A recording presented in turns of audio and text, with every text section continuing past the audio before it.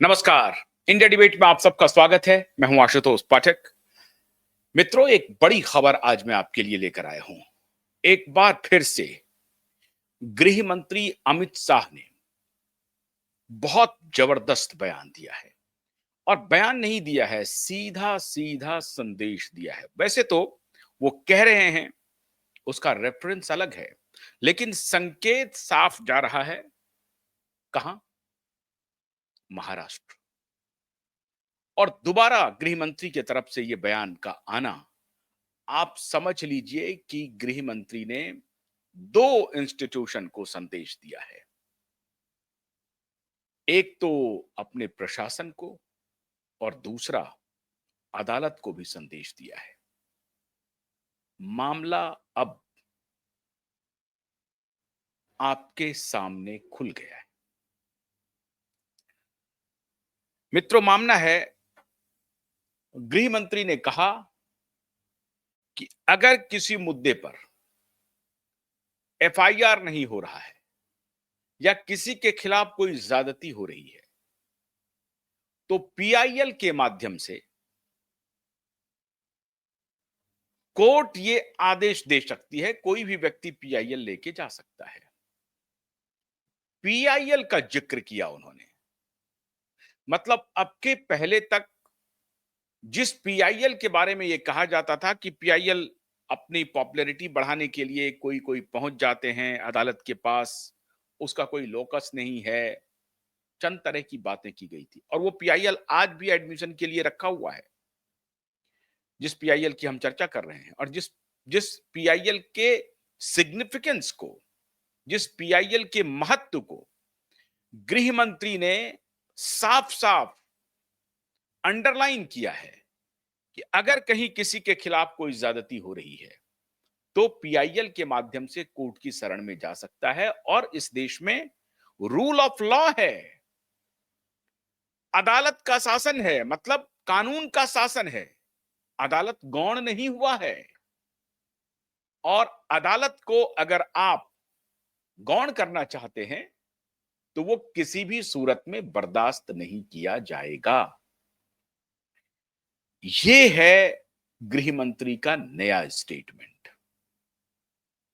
और इससे ठाकरे परिवार की नींद हराम हो गई है। कई लोगों ने ये कयास लगाए थे कि मामला लंबा खींचेगा, अदालत में जाएगा कि नहीं जाएगा, इस तरह से बातें चलती रहेंगी। लेकिन गृह मंत्री के बयान से यह स्पष्ट हो गया है कि आने वाले दिनों में अदालत और मजबूत होगा। और अदालत में उन हर बात को सुनने की एक विशेष प्रक्रिया होगी जिस पर कहीं या तो किसी के खिलाफ ज्यादती हो रही है या कोई ज्यादती कर रहा है और वो अननोटिस्ड है, उसकी नोटिस नहीं ली जा रही है। लगातार ज्यादती हो रही है लेकिन उसकी नोटिस नहीं ली जा रही है, तो फिर अदालत सर्वशक्तिमान है। मित्रों, ये जो विधेयक आया है कि कोई भी व्यक्ति सरकार में रहते हुए, मतलब सत्ता हाथ में लिए हुए, कोई मुख्यमंत्री हैं, प्रधानमंत्री हैं, कैबिनेट मिनिस्टर हैं, और आपके खिलाफ संगीन आरोप लगे और आप त्यागपत्र नहीं देंगे और जेल चले जाएंगे और जेल से भी आप सरकार चलाएंगे, जैसा केजरीवाल ने किया। उस आलोक में जो निर्णय गृह मंत्री के आए हैं, उस निर्णय का सीधा फॉलोआउट जो है, उसका जो सबसे बड़ा लाभ मिलने वाला है वो महाराष्ट्र में मिलने वाला है और दिशा के पिता को मिलने वाला है। और सीधा सीधा गृह मंत्री ने यह संकेत किया, स्पष्ट रूपेण संकेत है। क्या संकेत है? रेफरेंस अलग है लेकिन संकेत समझिए। रेफरेंस है जो विधेयक पार्लियामेंट में गृह मंत्री पेश किए हैं, या सरकार ने, बीजेपी सरकार ने जो पेश किया है, जो विधेयक पेश किया है, उस विधेयक का रेफरेंस है। लेकिन रेफरेंस का जो इंपैक्ट है वो इंपैक्ट महाराष्ट्र में सबसे पहले पड़ने वाला है और वहां से संकेत भी है। तो पहले मैं आपको रेफरेंस का वो वीडियो आप लोगों ने देखा होगा, लेकिन जिन्होंने मिस किया है वो एक बार इस साउंड बाइट को देखिए जो मैं सौजन्य एएनआई ले रहा हूं और आपको दिखा रहा हूं। आज एनडीए के मुख्यमंत्रियों की संख्या ज्यादा है। प्रधानमंत्री भी एनडीए के हैं, श्री नरेंद्र मोदी प्रधानमंत्री। तो ये बिल सिर्फ विपक्ष के लिए क्वेश्चन खड़ा नहीं करता, हमारे मुख्यमंत्रियों के लिए भी क्वेश्चन खड़ा करता है। मैंने जो सुना वो कह रहे कि आपके लोगों के सामने एफआईआर नहीं होती है। ये जनता को गुमराह करे। उनको मालूम है कि किसी भी व्यक्ति के खिलाफ आरोप है तो आप पब्लिक इंटरेस्ट लिटिगेशन के माध्यम से कोर्ट के सामने जा सकते हैं। कोर्ट ऑर्डर करेगी कि इनके खिलाफ एफआईआर करो। अगर ज्यादा ही गंभीर मामले हैं तो कोर्ट मॉनिटर भी करती है। इसमें पक्ष विपक्ष कहां आता है? एक सेकंड, मेरी बात पूरी नहीं हुई है। इसमें पक्ष विपक्ष नहीं आता है। और दूसरी बात, इसमें 30 दिन तक जमानत का प्रावधान किया गया है। अगर फर्जी टाइप का केस है तो देश की हाई कोर्ट और सुप्रीम कोर्ट आंख मूंद कर नहीं बैठे हैं। किसी भी केस में हाई कोर्ट और सुप्रीम कोर्ट को जमानत देने का अधिकार है। अगर जमानत नहीं मिलती है तो आपको पद छोड़ना पड़ेगा। मैं एएनआई के माध्यम से देश की जनता को और पूरे विपक्ष को भी पूछना चाहता हूं, क्या कोई मुख्यमंत्री, कोई प्रधानमंत्री या कोई मंत्री जेल में रहकर सरकार चला सकता है क्या? इस देश के लोकतंत्र के लिए शोभा रूप है क्या? और अगर 30 दिन के बाद जमानत मिल जाती है तो वो फिर से शपथ ले सकते हैं। हम multi party parliamentary democratic system में है। जब आपके पास सदन में बहुमत होता है, एक मुख्यमंत्री को किसी भी कारणसर जेल में जाना पड़ा, 30 दिन तक जमानत नहीं हुई, तो अब वो पदमुक्त हो जाएंगे, परंतु उनका बहुमत तो बना रहेगा। जैसे ही मुक्त होंगे वो फिर से मुख्यमंत्री बन सकते हैं। आने का जो प्रावधान है वो एनडीए सरकार ने नहीं बनाया है, वो सालों से यहां चल रहा है। दूसरी बात कि ये जो आपने कहा कि गंभीर आरोप की व्याख्या क्या होगी, तो उसमें हमने व्याख्या कर दी है कि 5 साल से ज्यादा सजा का जहां प्रावधान है वहां पर उनको पद छोड़ना पड़ेगा। कोई छुटपुट आरोप के लिए पद नहीं छोड़ना है, मगर जिन पर करप्शन के आरोप है या 5 साल से ज्यादा सजा के आरोप है, ऐसे मंत्री, मुख्यमंत्री या प्रधानमंत्री जेल में बैठकर सरकार चलाए, ये कितना उचित है? पर दोष के ऊपर कैसे कर सकते हैं? पहले मैं आपको सिद्धि तो हो जाए ना। मैं आपको बताना चाहता हूं, आज भी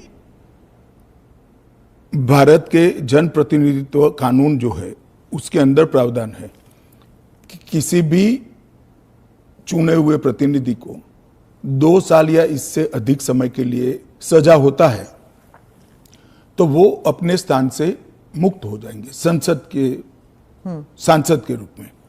अब उस पर हाई कोर्ट की अपील बाकी है, इस पर सुप्रीम कोर्ट की अपील बाकी है, मगर एक मॉरल ग्राउंड तय करने के लिए कानून आजादी मिली तब से बना है। इस पर भी आर्गुमेंट होता है कि भाई वो हाई कोर्ट से छूट जाएंगे, वो सुप्रीम कोर्ट से छूट जाएंगे, क्योंकि अपील फाइनल नहीं हुई है। तो जैसे ही छूटते हैं उनकी सदस्यता रिवाइव हो जाती है। कई सारे लोगों की सदस्यता समाप्त हो गई और तुरंत रिवाइव भी हुई, ऊपर से सजा का स्टे मिलने के बाद। पर इस दौरान उनका राजनीतिक कुछ नहीं होता है ना सर। सत्येंद्र जैन का देख लीजिए, उनके 4 साल कौन लौटाएगा? उनकी जो पॉलिटिकल लाइफ है वो तो खत्म हो गई ना। नहीं, मगर 4 साल तक उनको जमानत नहीं मिला, केस अभी चालू है। हाँ, तो पर उसके बाद सीबीआई का जो रिपोर्ट है वो कोर्ट ने एक्सेप्ट कर लिया ना। आप भयंकर भ्रांति में हो। जिस एफआईआर में वो 4 साल जेल में रहे, वो एफआईआर में क्लोजर रिपोर्ट नहीं भरी गई है। क्लोजर रिपोर्ट 2022 के केस में भरी गई। जिन 4 केसों में वो जेल में गए थे और लंबे समय तक रहे, वो 4 केसों में सीबीआई ने चार्जशीट किया है और वो ट्रायल फेस कर रहे हैं। मगर आप पार्टी के प्रोपेगेंडा का आप शिकार हो। सत्येंद्र जैन जी को जिस केसों में लंबा समय जेल में रहना पड़ा, वो सारे के सारे केसों में चार्जशीट हुआ है और वो ट्रायल फेस कर रहे हैं।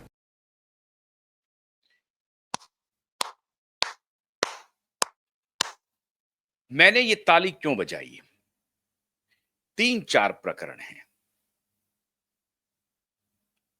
गृह मंत्री ने स्पष्ट कर दिया, सबसे आखिर से शुरू करते हैं, कि कैसे प्रोपेगेंडाबाज लोग झूठी प्रोपेगेंडा करते हैं और उसमें कौन कौन माहिर हैं। साफ साफ गृह मंत्री ने कहा कि आप आम आदमी पार्टी के प्रोपेगेंडा में आ गई। सीबीआई ने जो क्लोज किया है सत्येंद्र जैन के खिलाफ रिपोर्ट, वो कोई और केस है मित्रों। ठीक वही हुआ है सुशांत के केस में। और आज सतीश मान शिंदे और देश की दलाल मीडिया, वो दलाल पत्रकार, वो फिक्सर मिक्सर फेज 3 के लोग कान खोल करके गृह मंत्री की आवाज को मजबूती से सुन लीजिए। आपकी दलाली को गृह मंत्री ने एक्सपोज कर दिया। जिस प्रकार से सत्येंद्र जैन, जो हेल्थ मिनिस्टर थे, पीडब्ल्यूडी मिनिस्टर और इरिगेशन मिनिस्टर, पता नहीं कितनी मंत्रालय सत्येंद्र जैन के पास था, भ्रष्टतम मंत्री, वो उसको किसी एक केस में जमानत मिली और एक केस में कहा कि भाई कोई आरोप सिद्ध नहीं हुआ, उसका क्लोजर रिपोर्ट आया है, अभी वो ट्रायल चलना है। लेकिन 4 केस ऐसे हैं जिस पर सीबीआई ने चार्जशीट दाखिल कर दिया उनके खिलाफ और उसका ट्रायल चल रहा है। इस पूरी खबर को डाउन प्ले कर दिया इन बेईमानों ने और सीबीआई ने क्लोजर रिपोर्ट दी। आज उस सत्येंद्र जैन का क्या होगा जिन्होंने 4 साल हवालात में बिता दिए। और इस इंप्रेशन में हमारी एएनआई की संपादक भी आ गई। आप कल्पना कीजिए, सीधा सीधी गृह मंत्री कह रहे हैं कि आप भी आम आदमी पार्टी के प्रोपेगेंडा के शिकार हो गए। और यह बात साबित हो गया। हमारी एएनआई की संपादक स्मिता प्रकाश, में बड़ी इज्जत करता हूं, बहुत अच्छी पत्रकार हैं, लेकिन स्मिता प्रकाश जी को गृह मंत्री ने कहा कि आप उनके प्रोपेगेंडा में फंस गए, उनके शिकार बन गए। अब मैं इसको यही मैं कह रहा हूं कि रेफरेंस को संकेत कैसे है, कैसे होता है और कैसे गृह मंत्री संकेत देते हैं, उसको समझिए। जो बात चुबाई नेटवर्क इतने दिनों से कह रहा था, आज गृह मंत्री ने साबित कर दिया कि सीबीआई के क्लोजर रिपोर्ट को कैसे फ्रॉड करके, ठग करके, धोखा दे करके दूसरी खबर चलवाते हैं ये प्रोपेगेंडिस्ट। उसका एग्जाम्पल खुद होम मिनिस्टर ने दे दिया और मीडिया के सामने, कैमरा के सामने दिया। सबसे महत्वपूर्ण बात है ये, जिसको लेकर कि कोर्ट में सुनवाई हो रही है। मतलब आपकी जीत हो गई एसएसआर वॉरियर, आपकी जीत हो गई। जो बात क्यूबाइब नेटवर्क ने उठाया, उसको गृह मंत्री ने एक प्रकार से मजबूती से समर्थन कर दिया कि सीबीआई रिपोर्ट देती है कुछ, प्रोपेगेंडा चलता है कुछ, और उसका रेफरेंस उन्होंने सत्येंद्र जैन के मामले में दे दिया। क्योंकि सत्येंद्र जैन को विक्टिम कार्ड जो सत्येंद्र जैन ने खेला और जो प्रोपेगेंडा उड़ाया पंजाब सरकार के पैसे से और आम आदमी पार्टी के पैसे से, जो बिकी हुई मीडिया ने खबर चलाई कि इतना बड़ा जो 4 साल का जो प्रेशियस लाइफ है सत्येंद्र जैन का, वो कौन लौटाएगा, जो हवालात में बिता दिया, उसको लेकर के गृह मंत्री ने खुलासा किया कि खबरदार, आप फ्रॉड खबर के शिकार में मत आइए। ये आम आदमी के प्रोपेगेंडा मशीन ने ये झूठी खबर फैलाई है। जिस प्रकार से कि सतीश मान शिंदे के द्वारा सीबीआई की क्लोजर रिपोर्ट जो रिया चक्रवर्ती के खिलाफ है, बेसिकली उसके बारे में फैला दिया कि ये तो सुशांत सिंह केस का क्लोजर रिपोर्ट हो गया, और पूरी प्रोपेगेंडा मशीनरी, पूरी मीडिया उसको प्रचारित प्रसारित कर दिया। अब आप समझ गए ना, गृह मंत्री ने खंडन किया है, गृह मंत्री ने खंडन किया है कि जिन 4 केसों में उनको जेल जाना पड़ा था, वो उन 4 केसों के चार्जशीट सीबीआई ने फाइल कर दिए हैं सत्येंद्र जैन के खिलाफ। इसीलिए सीबीआई मौन है, इसीलिए माननीय नीलेश ओझा जी ने जो नोटिस भेजा है सीबीआई को, तो 2 महीने से सीबीआई चुप्पी लगा करके बैठा है, क्योंकि सीबीआई ने क्लोजर रिपोर्ट दिया ही नहीं है सुशांत सिंह का, तो किस बात का रिप्लाई करेगा? Where is the case? CBI is completely true, लेकिन उसको यह खंडन करना चाहिए कि साहब आपने जो मुझे नोटिस दिया है, इसका हमने कोई रिपोर्ट ही नहीं दिया है, नहीं दे रहा है, चुप है, चुप्पी लगा के बैठा हुआ है।